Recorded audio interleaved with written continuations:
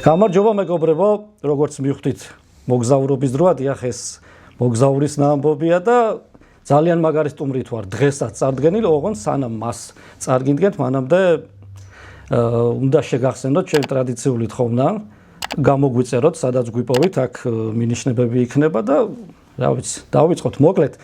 ძალიან მინდოდა აქტუალური სტუმარი მყოლოდა, მსოფლიო ჩემპიონატი დაიწყო ფეხბურთში და სწორედ აი ფეხბურთთან ახლოს მინდოდა მეტრიალა და სწორედ ამის საშუალებას გვაძლევს დღევანდელი სტუმარი და მოგზაური სანდრო ცნობილაძე. გამარჯობა, მივესალმები ყველას, აქ რო პირველ რიგში შენ.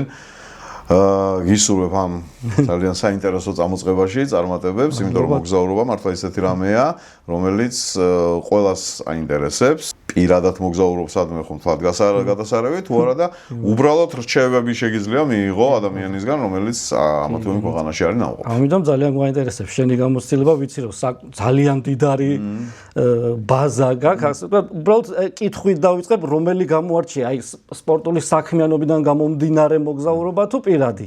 ხო არ გიფიქრი ამაზე, თუ ახლა უნდა დაფიქრე. არა, არ მიფიქრია მაგ კუთხით, მაგრამ იცი რა არის, ყველა შემთხვევაში გამოდის რომ პირადი, იმიტომ რომ იქ აღარაფერი არ გუზღუდავს რა და მაგრამ სპორტული და საფეხბურთო საქმიანობის მეშვეობით მოვხვდი იმ ქვეყანაში, რომელიც გახდა მე ჩემი ფავორიტი. ძალიან მაგარია. და რომელი ქვეყანაა? და ეს ქვეყანა არის შვეიცარია. არანორმალურად მაგარი ქვეყანა, არანორმალურად ლამაზი. აი უბრალოდ ყველაფერს რო თავი გავანებოთ, ეს არის ქვეყანა, სადაც სამ ენაზე გესალმებიან და გეუბნებიან გამარჯვებას. იდეალური წესრიგი, აღარა მაქვს საუბარი იმაზე, რომ აი შვეიცარიის ალპები და ეს ბუნება და შესაბამისად ყველმთელი ეს სილამაზე, რომელიც ამ ქვეყანაში არის, იმდენად მოწესრიგებულია, რომ აი ხანდახან ესეთ ბოროტი აზრი გაკრავს ხოლმე თავში, რომ რაღაცა ხო არ აუღია. იმდენად მოწესრიგებულია. ხო, რაღაცა ნერვებს გიშლის.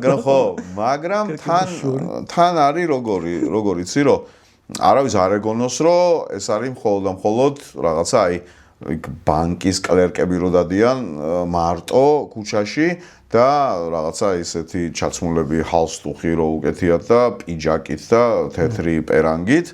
არა, შვეიცარია მაგალითად ახლა ჟენევაში, ხო? არის ყველაფერი აბსოლუტურად კონტრასტი, ხო? იგრძნობა, რა თქმა უნდა, არის ის რაზეც ახლა ვლაპარაკობდი, ოღონდ ეს ყველაფერი არ უშლის ამ ქალაქს ხელს იმაში, რომ მაგალითად კონდეს underground კლუბები. ხო? სადაც ასევე აი ეს ბანკის კლერკი, რომელიც შეიძლება შეკვდეს ქუჩაში წვრილი შავი ჰალსტუხით და თეთრი პერანგით, საღამოს შეიძლება ნახო აი ამ underground კლუბში. ოღონდ აი თან ნახო ბოლომდე აწყვეტილები რო არიან აი ესეთ მდგომარეობაში რა. ანუ შეიძლება ჰალსტუხის გარეშე. ჰალსტუხის გარეშე, ხო, ან აი ჰალსტუხს რო იქნებდეს და უშვა. ეგრე. ეს არის ქვეყანა, სადაც ყველაფერი აბსოლუტურად გათვლილი აქვს.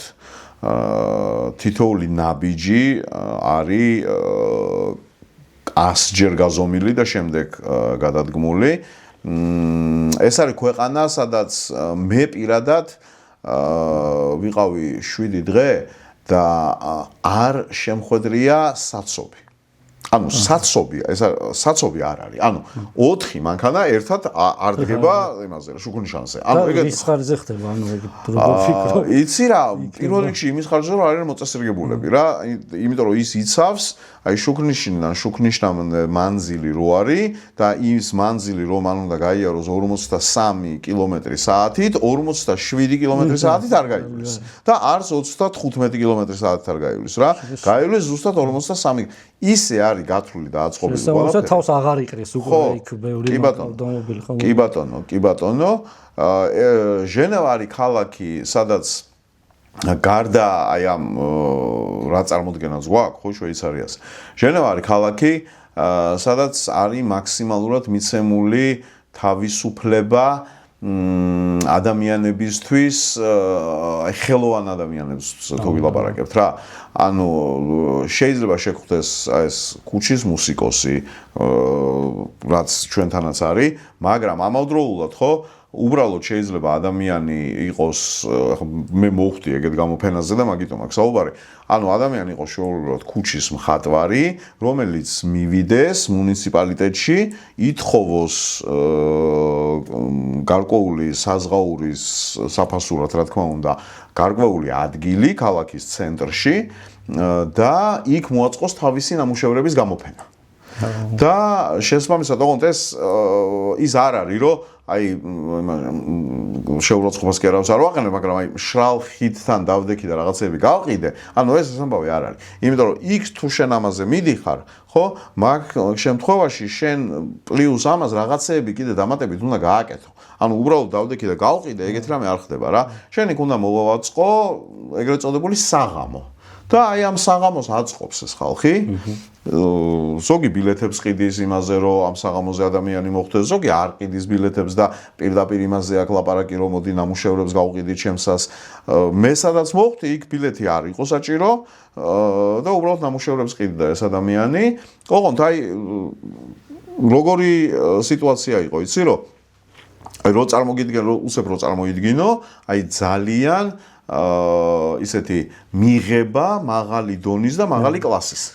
ხო აი ეს გრძელ კაბებში რო მანდილოსნები რო არიან და ძალიან ისეთი ჩაცმული მამაკაცები, დრეს-კოდი იყო, ანუ აი ეს მე რო ეხა ფორმაში ვარ, ამ ფორმაში იქ არ შემიშვებდნენ, დრეს-კოდი იყო იმისთვის რომ იქ მოხვედრილი ყავი და ანუ ესეც არის როგორ გითხრა, აი მაქსიმალურად ხელშეწყობილი. ეს საზღაური, როდესაც თქვი, ეს საზღაური არ არის აი როგორ გითხრა, ისეთი რომელსაც ადამიანი ვერ გაწוდება, აი ის თუნდაც ქუჩის მხატვარი ვერ გაწוდება, მაგაზე მაგ ლაპარაკი რა, ანუ ამ კუთხით ხელს უწყობენ. ეგ მინდა რომ თქვა და უცებ რო ანალოგია გააკეთო რა, ანუ აი რუსთაველზე რო გადაწყვიტო რომ რაღაცა ადგილი იქირაო და იქ მოწყო, ანუ ზენ წარმოგიდგენია რა ბიუროკრატიზმი და შესაბამისად რა დაგიждდება და ასე შემდეგ და იქ არის ეს ჩვეულებრივი მოვლენა არის. ჩვეულებრივად ხდება ეს ამბავი აბსოლუტურად. მე არ გამკვირვებია ეს უნდა აღნიშნო, შვეიცარია რო არჩი, იმიტომ რომ ჯერ კიდევ მახსოვს შენი ემოციები და ახლობით 20 წლის წინ როგორი აღფრთოვანებული იყავი მაქმედის შვეიცარიით. იქაური ღიმილით ხალხის კი ეს კიდე ცალკე მოვლენაა კიდე საერთოდ ისიც არავინ არ თქვას რომ აი ესენი რაღაცა ცივები არიან და ეს არა. ანუ ეს ადამიანები მოწოდებულები არიან იმისთვის, რომ თავის ქვეყანაში ჩამოსული ადამიანი მაქსიმალურად ამ ადამიანს სცენ პატივი. რაც დაწყებული სასტუმროს რესეფშენიდან დამთავრებული აი ხოგერ ჩვეულებრივი ადამიანით, რომელიც შეიძლება ქუჩაში შეგხვდეს, იქ მატარებელში როგორ გეპყრობა ის ვინც ბილეთს ამოწმებს, საზოგადოებრივი ტრანსპორტით როგორ გეპყრობიან, როდესაც მოძრაობ და იქ საზოგადოებრივი ტრანსპორტით მოძრაობ თითქმის სულ, იმიტომ რომ ესეც ძალიან საინტერესო არის. მე მაშინ აღმოვაჩინე პირველად რომ მანქანის პარკინგი შეიძლება იყოს 3 კვარტალის იქით, სადაც შენ ცხოვრობ. ოღონდ ეს არ უშლის არავის ხელს. იმან იცის, რომ ეს მანქანა, თავისი მანქანა უნდა დააპარკინგოს იქ, სადაც არის მისი ადგილი. და არ არის აუცილებელი, რომ სადარბაზოში მანქანა შევიდეს მანქანით და ეს აივანზე აიყვანოს მერე. ხვდები? ანუ ეს მიღებული ამბავი არის და მერე შესაბამისად ეს ამიანი გადის იმ მანძილს ჩვეულებრივად. რა ეს მაშინ ჩემთვის აბსოლუტურად აუხსნელი ფენომენი იყო რა, იმიტომ რომ შენ აქ ხარ მიჩვეული, რომ აი სადარბაზოსთან ვარ მიაჩერე, ესე რას ნიშნავს ხო არა აკადრებ შენ მანქანაში მჯდომს, რომ ფეხით გაიაროს, ხუთი ნაბიჯი ხო და აი აქედან ამ ადამიანებიდან დაწყებული ყველა ადამიანი მოწადინებული არის, რომ რაღაცით ქცეს პატივი რა. ძალიან მაგარი. შვეიცარიაში ვარ დამყოფი კითხე ოღონდ, როგორ იცი? შეცდომით მატარებლის კრუნები დავიჭერე.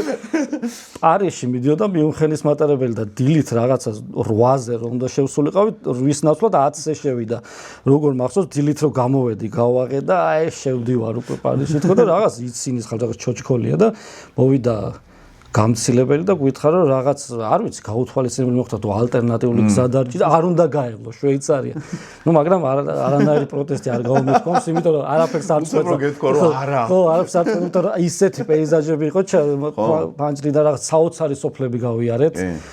და ნუ ერთ-ერთი დისკომფორტი ის იყო რომ მეგობარი რომელიც უნდა დამხვედრო და ისმელოდებოდა და ნუ 2 საათი გვიან ჩავდივარ და მივწერე რომ 2 საათი მაგვიანდა კი ბატონო. აი რაც აი ესე რაღაცა იმათ რა ქვია მულტფილმებში და ლეგენდებად რომ ჩემი თვალით ნახე ბატს როგორ გადაყავს 5 კვატა იმაზე რა ქვია გზაზე და როგორ გაჩერდა ავტობუსი.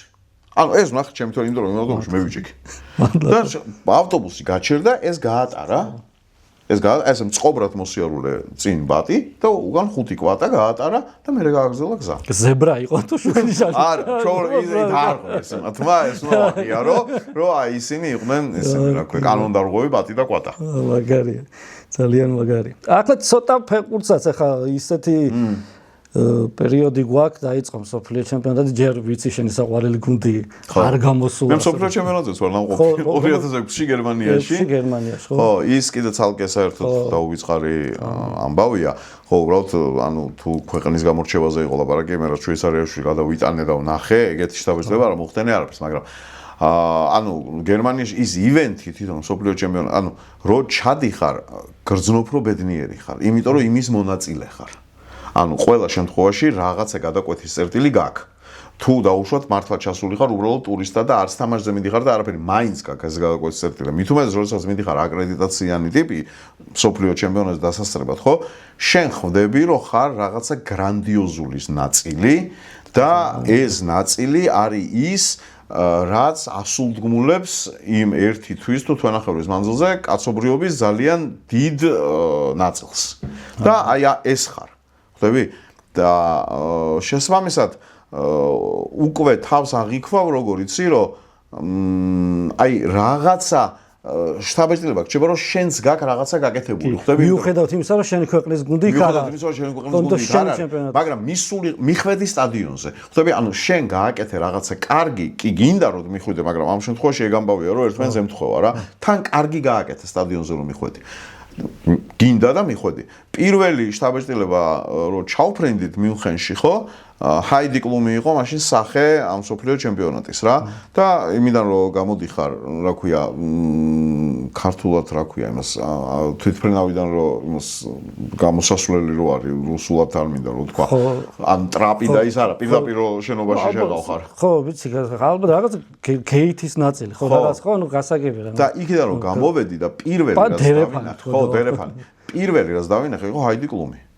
დიდი უზარმაზარი ბანერი ჰაიდი კლუმის, რომელიც გიცინის და მან ხვდები, რომ შენ ხარ იმ სამყაროში, რომ სადაც მოხვედრისთვის იცოცხლე მთელი ის პერიოდი, რა პერიოდიც ხარ ამ სპორტის სახეობასთან მიჯაჭვული, რა ფეხბურთი. კეთილი იყო შენი მობრძანება დაეწერა ეგრევე გონებაში, ხო? კი, ეგრევე. და მე შესაბამისად, ხო, ანუ რამხელა ორგანიზაციული თვალსაზრისით რამე ტარდება, ხო?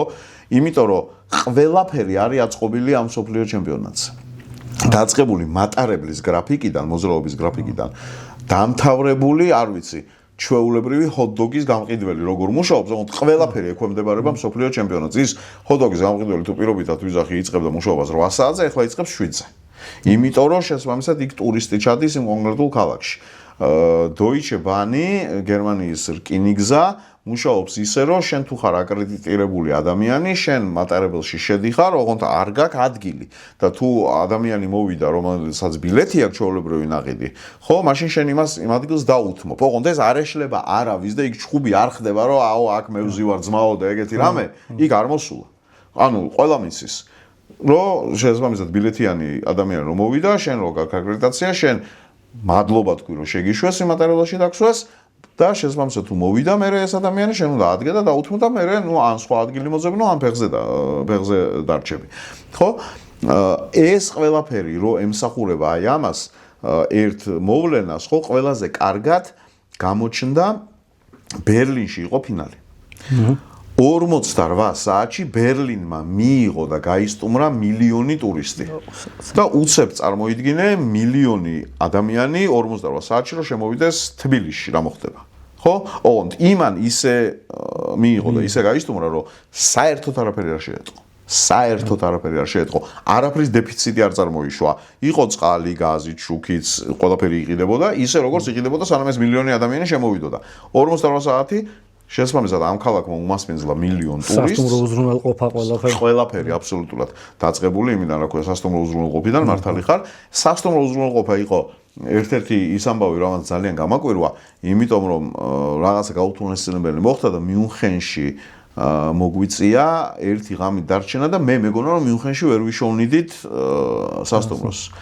და რო შევედი სასტუმროში და ეს რეცეპშენში რომ მივედით და რომ ვიკითხე რომ ნომერები თუ გაქვთ მეთქი, ოღონდ რატო შევედი იცი რომ საკუთარ თავთან რომ მართალი დარჩე რა, რომ მე საკუთარ თავს არ უთხრა რომ აი აქ რო შევსულიყავი ხო შეიძლებოდა რომ ყოფილიყო.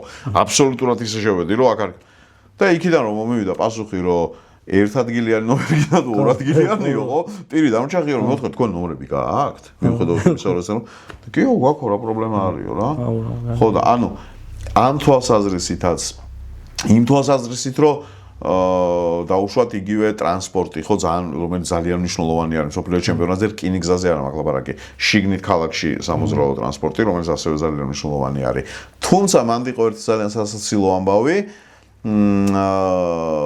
ნახევარფინალზე მიუნხენში საფრანგეთი პორტუგალიაზე ისეთი ანუ ეს ალიანს არენა არის მიუნხენის გარეთ და შესაბამისად ის ადგილი საიდანაც ეს ეგრეთ წოდებული შატლი ანუ სპეციალური ავტობუსი მიდის არის საკმაოდ შორს და ანუ რამდენად შეიძლება გათვალეს ახლა ეს შატლი ხო ერთი არ არის რამდენიმეა რა და ბოლო გავიდა 2 საათით ადრე ანუ იმ გათვლით რომ დაუშვათ 45 წუთით ადრე შენ სტადიონზე უნდა მიგიყვანოს ამან და ასე შემდეგ და ასე პროცედურები უნდა გაიარო თამაშზე და არის იმ ხელა საცობი რომ ვაგვიანებთ იმას კი არ ვაგვიანებთ რომ 45 წუთით ადრე კი არა თამაშზე ვაგვიანებთ რა და ნუ აი იქ ამბავი ატყდა რომ ეს ფრანს პრესის და უშუალოდ გაზეტა დელა სპორტის ჟურნალისტებმა რომ მოიმარჯვეს თავისი ტელეფონები და რედაქციებში რომ დაიწყეს რეკვარო იცი რა მე ავტობუსში ვარ და რაღაცა და რამე მიშველეთ და იქნების და საბოლოო ჯამში მივედა 10 წუთი აკლდა თამაშის დაწყებას იქ ესეთი სისტემა იყო რომ აკრედიტაციის გარდა კიდე ბილეთის გაძლევდნენ რომ თამაშზე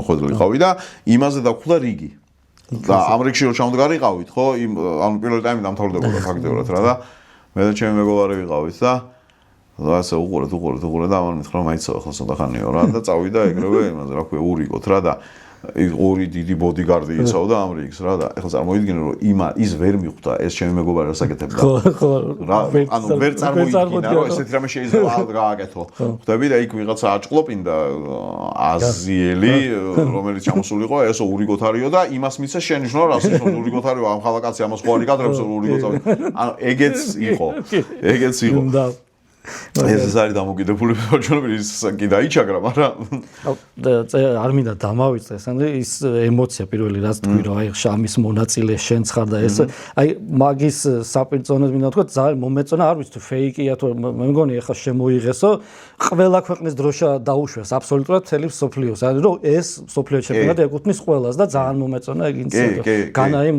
48 გუნდის რამდენი ძალიან ხო იმიტომ რომ ეს ისეთი მოვლენაა რომელიც მithumetes შესარჩევში ხო მიიღე მონაწილეობა ჩვენ ხო მივიღეთ ამ სოფლიო ჩემპიონატშიც მონაწილეობა რაღაც დოზით ასე რა შენიც არის სოფლიო ჩემპიონატი ყველა ვარიანტში შენია რა და ამიტომაც არის ეგ ამბავი რომ მონაწილე ხდები და იქ რო ხარ ხო საერთოდ ნაწილი ხარ მონაწილე კი არ ხარ ნაწილი ხარ აი პირდაპირ რაღაცა აი ფაზლი რო წარმოიდგინო ერთ-ერთი ელემენტი ხარ შენ აი ამ ფაზლის რა უცნაურ მეტროს ვერსია არ განიღ მე მაგ სტადიონზე მეტროთი ვარ ნამყოფი ისე მივედი სანახავად მაგრამ არ ვიცი შეიძლება მაგ დროს ეგ ხაზი გახსნილიც არ იყო მე ვიყავი ალბათ 2013 წელს მაგრამ ხო იცი რა მე მეტროს ვერსია ჩვენ არ ქონია იმიტომ რომ ხო ანუ ვიცით რომ შატლი მოდის იქ და ჩავედი იქ და შესაძლოა ამ შატლში დავჯიქ ძალიან მაგარი ამბავი იყო დორტმუნდი ანუ კიდე ერთი ნახევარფინალი იტალია მის რა ქვია გერმანიის იმიტომ ის კიდე სხვა მოვლენა იყო დორტმუნდი მეტროდან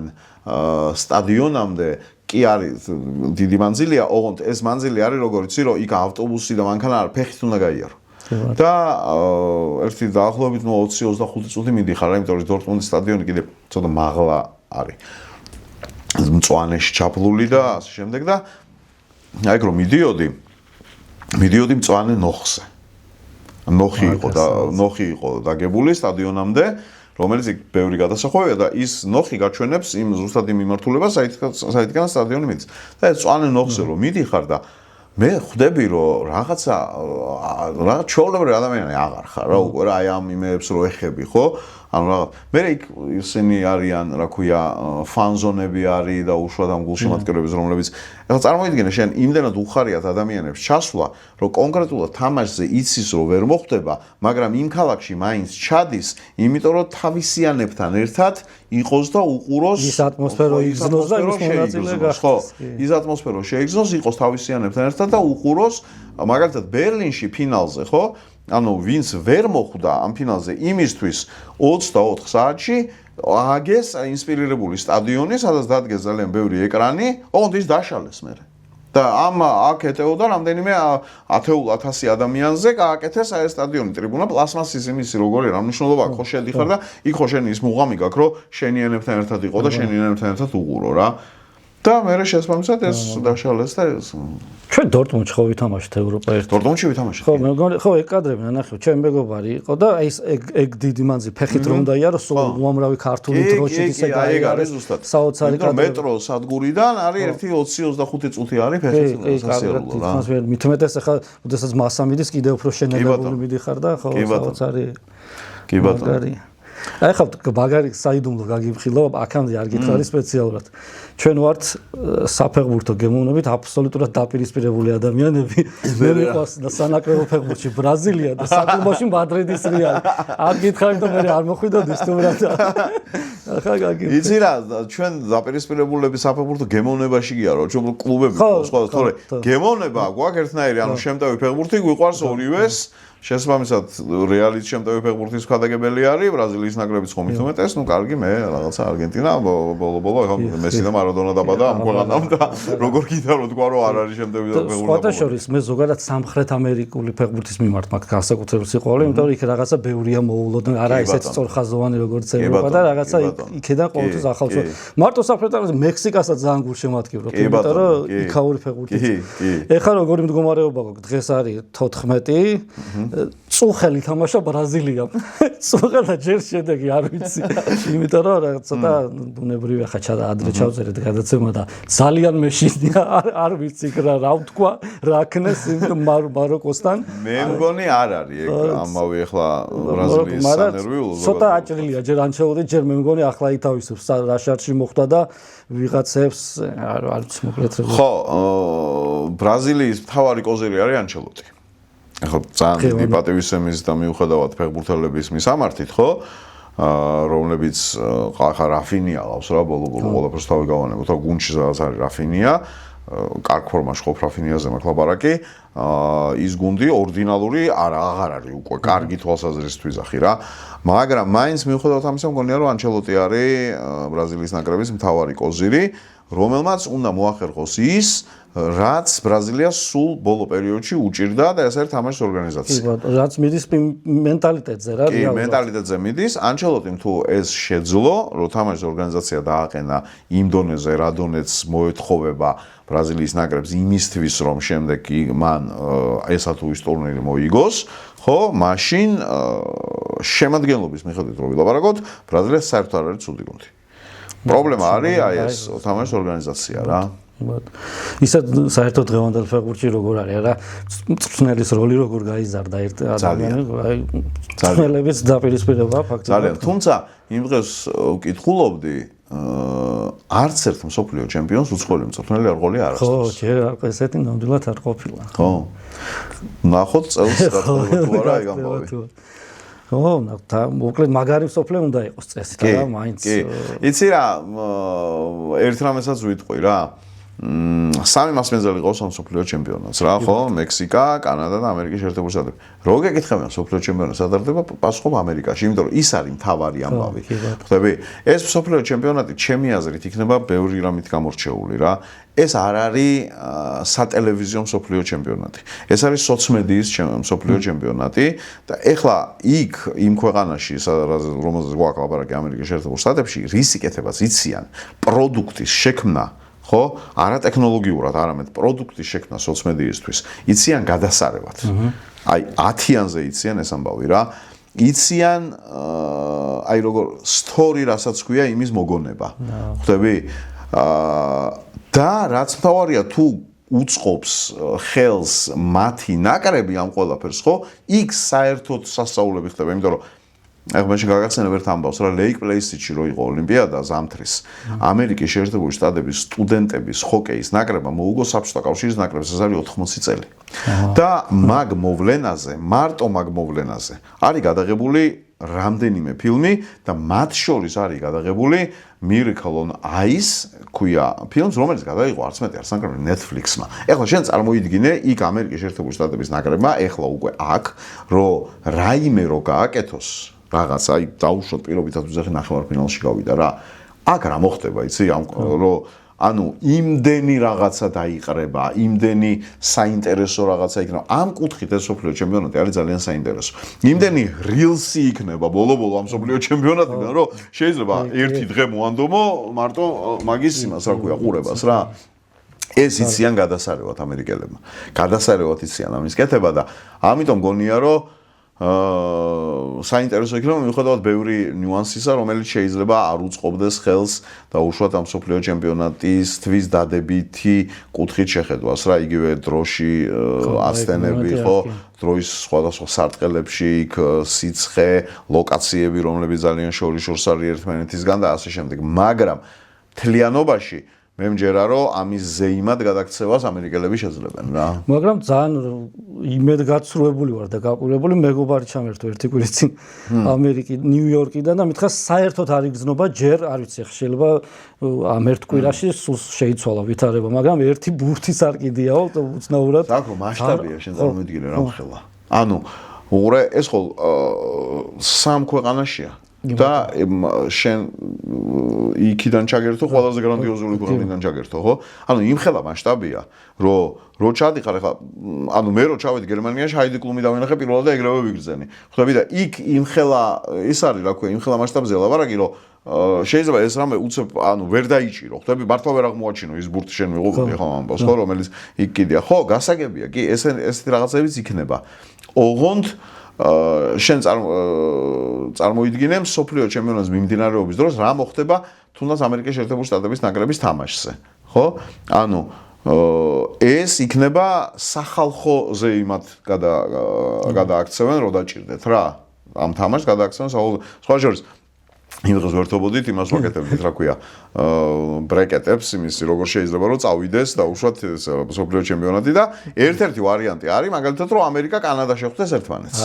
და შენ წარმოიდგინე ამერიკა კანადა რო შეხვდეს ერთმანეთს ვიღაცა უნდა იყოს სტუმარი ხო ორივე მასპინძელი ვერ ხო რა თქმა უნდა ხო მერვეთ ფინალზე შეიძლება დაждდეს ამერიკა კანადა თამაში თუ მე-16 ფინალზე აღარ. შენ წარმოიდგინე რომ ხელა ამბავს შექმნიან ამისგან რომ ამერიკა, კანადა, ფეხბურთი, ჰოკეი რო იყოს გავიგე ხო, ფეხბურთში ხვდებიან ერთმანეთს რა და ამ მსოფლიო ჩემპიონატზე და უკვე ძალიან მაგარი ის არის რა ქვია. მექსიკაში თუ ემთხვევა რამე საინტერესო თამაშები საითგენ მიყავს იცი? შეიძლება პრეზიდენტი დაფიქსირდეს რომ ვიღაც ამერიკიდან მექსიკაში გადაიფაროს მაგის საყურებლად. და არა პირიქით ხო? არა არის რაღაცეები ხო ეხლა ბოლო-ბოლო იქ ის არის რა ქვია ლეგენდარულ სტადიონზე გვაქვს ხო? ხო გახსნა ხო აზტეკაზია და ლეგენდარული სტადიონია და რასვარი აქვს მექსიკას მსოფლიო ჩემპიონატის მასპინძლობის გამოცდილება ხო?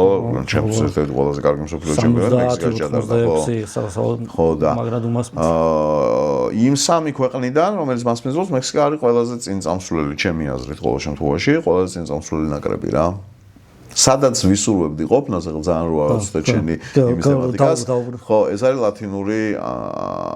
ლათინური ამერიკა სადაც ნამყოფი არა ვარ სადაც ვისურვებდი ანუ ეხლა რომ არჩევანი ქონდეს რომ მაქსამიდან მექსიკაში წახვიდოდი მაქსამიდან წავიდოდი მექსიკაში მაქსამიდან წავიდოდი მექსიკაში. ალბათ მეც, იმიტომ რომ კანადა საფეხბურთო თვალსაზრისით არის მოსაწყენი ჩემთვის. თორე ქვეყანა მაინტერესებს მინდა. და ნუ ამერიკა ხა გასაგებია და კი მექსიკა მეც ალბათ. კი, მექსიკაში წავიდოდი ძალიან დიდი სიამოვნებით. ბადი არ მინახავს თუ მაგას სტადიონებს ვის თამაშები. რა მნიშვნელობა მექსიკაში ჩახვედი რა. ხო, აი მაგარი. მექსიკაში ჩახვედი მსოფლიო ჩემპიონატზე. აღარანაირი მნიშვნელობა არ აქვს ბადეს თამაშს და ასე შემდეგ რა. ბატონო. კარგი ჩემპიონატი იქნება. კი, მაგარი. და შემდეგში კიდე ამატები. თუ შემდეგი აღარ ვიცი. 64-იანი, მაგრამ ერთჯერადად ხო არ აკეთებენ, მე მგონი რადგან 100 წლის. ხო, 100 წლის ხო, მაგრამ აი შემდეგი უკვე აღარ კონტინენტზე რაღაცა ის არის რა ქვია. ის აღარ ვიცი როგორი იქნება, მაგრამ ეს მგონია რომ მაგრამ მაინც მაგარი იქნება, გითხრა რატო? ძალიან დიდი შანსი გვაქვს რომ გავიდე და ხა საქართველოს სოფლიოზე იქნება. ეგრე კი, მაინც მაგარი საბოლოო. ეგრე კი. ახლა ხო სულ სხვანაირი ევროპის ჩემპიონატი იყო 2 წლის წინ სადაც ორი აზრი მაგაზე არ არის, კი ბატონო. გეთანხმები აბსოლუტურად. ჩვენ ნელა დასასრულისკენ შეგვიძლია წავიდეთ, თუ კი რაიმე გახსენება და გააქვს ასე თქვათ მოსაყოლი ან რაღაც დასამატებელი დავამატოთ თუ არა და ნელა. აუ, ისეთი არაფერი ყველა იმას რა ქვია, ყველა ქვეყანას ხო სადაც დაუშვათ მე მომიწია ყოფნა. და ის ძირითადად ჩრდილოეთ ევროპის ქვეყნები იყო რა. ყველა ქვეყანას აქვს თავისი ხელწერა ბუნებრივია და ხალხი ერთმანეთისგან განსხვავდება. გერმანელი და ავსტრიელი ერთმანეთისგან განსხვავდება მიუხედავად იმისა, რომ ესე უცებ შეიძლება ვერ ისაქნა, ვერ მიხვდები ვინ არის, ხო? აქვს ყველა ვენა არის გადასარევი ქალაქი ისტორიული თავისი კულტურით, ხო? არ ვიცი რამდენი გენია მოღვაწეობდა, ხო? ვენაში. ხო, ყველა ამ გენიოსთან მიმართებაში არის რაღაცა სახლი, სადაც ის ცხოვრობდა, მისი ხელნაწერი, მისი დაუშვათ მოცარტის მაგალითად არის შენახული ნოტები და ასე შემდეგ და ასე შემდეგ. ყველა ყველა ქვეყანას და ამ ყველა ხალხს აერთიანებს ფასეულობათა გარკვეული რაოდენობა, რომლებსაც ისინი არც ერთ შემთხვევაში არ გადაუხვევენ და ამ ფასეულობებისკენ უნდა მივისწრაფოდეთ ჩვენც მათ შორის და კარგი იქნება თუ ეს ფასეულობები, ევროპული ფასეულობები, რაც უფრო მალე დაიმკვიდრებენ ჩვენს ქვეყანაში და ჩვენში ზოგადად საერთოდ ხო ხალხში, რაც უფრო მალე დაიმკვიდრებენ თავს მით უკეთესი იქნება და მაგ შემთხვევაში მივიღებთ იმას, რაც გვინდა რომ მივიღოთ რა. აი მე ვთქვი რომ მაგალითად აი შუგნიშამდე 43 კილომეტრზე რომ უნდა იარო შვეიცარიაში ეს ყველა. და დადის 53-ით და არა 47 და არა 35-ით. იმიტომ აღარ არის მერე საცობი იქ. იმიტომ რომ ეს მოწესრიგებული ამბავია. ხდები, იქ Deutsche Bahn რო მუშაობს საათივით რო არის აწყობილი, ახლა კი ჩივიან გერმანელები, მაგრამ მაინც ხო საათივით წუთი-წუთზე რო მუშაობს, ხო ამ ხელა ტერიტორიაზე დადის და შესაბამისად ამდენი ტურისტი გადაყავს, ხო? ანუ ესეც ბუნებრივია, ეს არის ხელწერა. ეს არის ის ფასეულობა და ეს არის ის მენტალიტეტი, რომელთაც შესაბამისად ეს ქვეყნები ცხოვრობენ. მაგ მენტალიტეტის დამადასტური მაგარი ის გამახსენდა მოგეწონება ისტორია. ავსტრიიდან გერმანიაში გადავედი ავტობუსი და ქალაქიდან ქალაქამდე რა მანძილიც იყო 7 საათი უნდა და ზუსტად. სადღაც შუაგზაში გააჩერა, უკვე მე მგონი გადავედით გერმანიის ტერიტორიაზე 3 საათნახევარი ვიარეთ, გააჩერა და ავტობუსის ძღოლი გვეუბნება 5 წუთი გავქთო მაღაზიაში შეხვიდეთ და წყალი და ვისაც შევედით და რომ ჩამოვედი ავტობუსიდან ნომერს გავხედე რომ არამერიოს რომ მე უკან დაუბრუნდები ვის ვკითხავ მარტო ვარ. შევედი რაღაცა წყალი ავიღე და მოვდით შევხედე ჩემი ავტობუსი აშკარად. ავედი მძღოლი უკვე ზის, მაგრამ ჯუი სხვანაირი ტიპი იყო, რა მელოტი იყო. რაღაც სხვა მძღოლი ზის და მე ავტობუსი ხო არ შემეშალა, ჩამოვედი ნომერს შევხედე, არა იგივეა ავტობუსი. ხო მიუნხენს მიდის, კი დავზანდით, ბილეთი მაინც მოჩვენა. რა მოხდა? ხო მიხვდი? 3 საათნახევარში ძღოლი შეიცვალა და 7 საათი ერთი მძღოლისთვის არის დამღელი გზა, იმას პასუხისგებლობა აქვს ადამიანებზე. ძღოლი შეიცვალა 3 საათი. თან როგორ გზაზე, იცი, არ ირხეოდა ავტობუსი. აი ეს ვიბრაცია არ ყოფილა. აი ეს ერთ დონეზე მივიდა. ჭიქას რო დააყენებდი და იმ წყლიან ჭიქას ხო, არა, ზუსტად ეგ იყო და ესეთი არა. აი რა სასიამოვნოდ ხარ ხოლმე გაკვირვებული და თან გინდა რომ აქაც იყოს ესეთი რამე და რა ვიცი აქ რომ მოვეწრებოდა და იქ მოვესწარი მაგრამ აქ მინდა ხო მოკლედ მაინც რაღაცა იმედიანად და ოპტიმისტურად დაგემშვიდობები შენს და ჩვენს მაყურებელს ძალიან კაი საუბარი იყო ძალიან დიდი მადლობა სტუდიისთვის მოკლედ და რომ გაგვიზიარე შენი მოგზაურობის ამბები მეგობრებო ეს მოგზაურის ამბები იყო თქვენ ისევ შეგახსენებთ რომ გამოგვიწეროთ სადაც გვიპოვით თუგი ეს ჯერ არ დაგემართათ ეს კაი ამბავი გაძლევ შანს გამოასწოროთ აი აქვე მონაცემები მინიშნებები არის მოკლედ დიდი მადლობა რომ გვიყურეთ და მომავალ შეხვედრამდე მომავალ მოგზაურობამდე უფრო სწორად დიდი მადლობა მოწვევისთვის